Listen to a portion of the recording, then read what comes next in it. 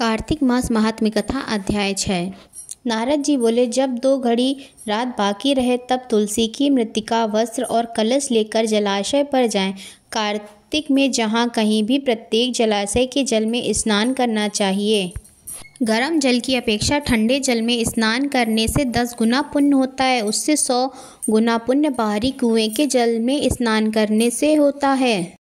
उससे अधिक पुण्य बावड़ी में और उससे भी अधिक पुण्य पोखर में स्नान करने से होता है। उससे 10 गुना झरनों में और उससे भी अधिक पुण्य कार्तिक में नदी स्नान करने से होता है। उससे भी 10 गुना पुण्य वहाँ होता है जहाँ 2 नदियों का संगम हो, और यदि कहीं 3 नदियों का संगम हो तब तो पुण्य की कोई सीमा ही नहीं। स्नान से पहले भगवान का ध्यान करके स्नानार्थ संकल्प करना चाहिए। फिर तीर्थ में उपस्थित देवताओं को क्रमशः अर्घ, आचमनीय आदि देना चाहिए। अर्घ मंत्र इस प्रकार है। हे कमलनाथ, आपको नमस्कार है। हे जलाशयी भगवान, आपको प्रणाम है। हे ऋषिकेश, आपको नमस्कार है। मेरे दिए अर्घ को आप ग्रहण करें। वैकुंठ, प्रयाग तथा बद्रिका आश्रम में जहाँ कहीं भगवान विष्णु गए वहाँ उन्होंने 3 प्रकार से अपना पांव रखा था। वहाँ पर ऋषि वेद यज्ञों सहित सभी देवता मेरी रक्षा करते रहें। हे जनार्दन, हे दामोदर, हे देवेश, आपको प्रसन्न करने हेतु मैं कार्तिक मास में विधि विधान से ब्रह्म मुहूर्त में स्नान कर रहा हूँ। आपकी कृपा से मेरे सभी पापों का नाश हो। हे प्रभु, कार्तिक मास में व्रत तथा विधि पूर्वक स्नान करने वाला मैं अर्घ देता हूँ। आप राधिका सहित ग्रहण करें। हे कृष्ण, हे बलशाली, राक्षसों का संहार करने वाले भगवान, हे पापों का नाश करने वाले, कार्तिक मास में प्रतिदिन दिए हुए मेरे इस अर्घ द्वारा कार्तिक स्नान का व्रत करने वाला फल मुझे प्राप्त हो। तत्पश्चात विष्णु, शिव तथा सूर्य का ध्यान करके जल में प्रवेश कर नाभि के बराबर जल में खड़े होकर विधि पूर्वक स्नान करना चाहिए। गृहस्थी को तिल और आंवले का चूर्ण लगाकर तथा विधवा स्त्री व यति को तुलसी की जड़ की मिट्टी लगाकर स्नान करना चाहिए।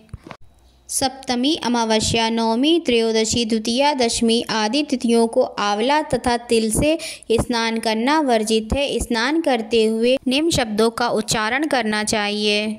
जिस भक्ति भाव से भगवान ने देवताओं के कार्य के लिए 3 प्रकार का रूप धारण किया था, वही पापों का नाश करने वाले भगवान विष्णु अपनी कृपा से मुझे पवित्र बनाएं। जो अमनुष्य भगवान विष्णु की आज्ञा से कार्तिक व्रत करता है उसकी इंद्रादि सभी देवता रक्षा करते हैं, इसलिए वह मुझको पवित्र करें। बीजों, रहस्यों तथा यज्ञों सहित वेदों के मंत्र, कश्यप आदि ऋषि, इंद्रादि देवता मुझे पवित्र करें। अदिति आदि सभी नारियां, यज्ञ सिद्ध सर्प और समस्त औषधियां व तीनों लोकों के पहाड़ मुझे पवित्र करें। इस प्रकार कहकर स्नान करने के बाद मनुष्य को हाथ में पवित्री धारण करके देवता, ऋषि, मनुष्य तथा पितरों का विधि पूर्वक तर्पण करना चाहिए।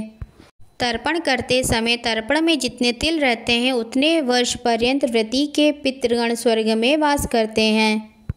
उसके बाद व्रती को जल से निकलकर शुद्ध वस्त्र धारण करने चाहिए। सभी तीर्थों के सारे कार्यों से निमित्त होकर पुनः भगवान विष्णु का पूजन करना चाहिए। सभी तीर्थों के सारे देवताओं का स्मरण करके भक्ति पूर्वक सावधान होकर चंदन, फूल और फलों के साथ भगवान विष्णु को फिर से अर्घ देना चाहिए। अर्घ के मंत्र का अर्थ इस प्रकार है।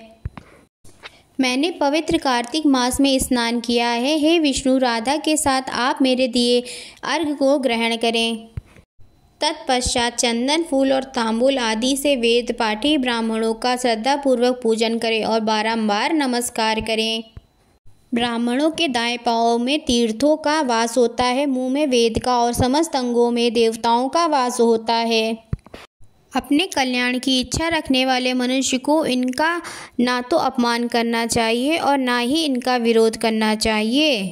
फिर एकाग्रचित्त होकर भगवान विष्णु की प्रिय तुलसी जी का पूजन करना चाहिए। उनकी परिक्रमा करके उनको प्रणाम करना चाहिए। हे देवी, हे तुलसी, देवताओं ने ही प्राचीन काल से तुम्हारा निर्माण किया है और ऋषियों ने तुम्हारी पूजा की है। हे विष्णु प्रिया तुलसी, आपको नमस्कार है। आप मेरे समस्त पापों को नष्ट करो।